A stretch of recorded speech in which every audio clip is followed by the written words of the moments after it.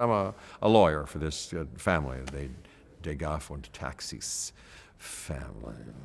And for Madame D, once she's sadly murdered by conspiracy, as it's referred to in the movie, I am the executor of her will, plus which I've represented her mysterious wishes.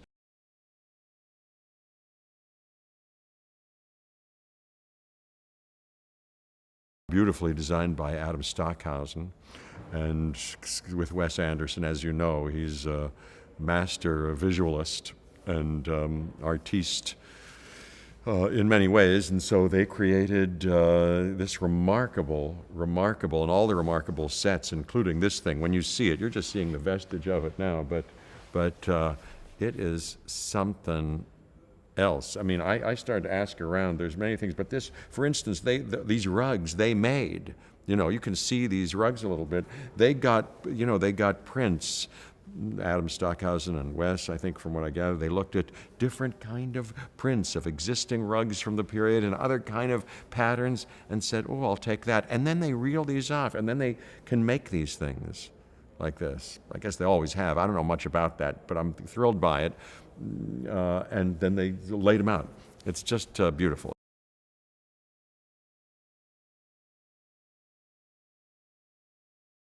He's a fine mosaic craftsman, you know, and you can see these movies are a gorgeous little string of pearls of shots and ideas and visual details and and bon mots, you know, and beautiful phrases and unique music, you know, theatrical music.